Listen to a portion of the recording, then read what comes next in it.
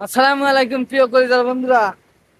আসলে সন্ধ্যার দিক, তারপরেও এতটা আনন্দ করব এই সন্ধ্যার টাইমে আমি কখনোই বুঝতে পারি নাই। তো কুয়াকাটা সি বিচ থেকে আমি দেখেন খোলা আকাশ, নিচে সাগরের উত্তাল ঢেউ এবং সুন্দর মনোরম পরিবেশ।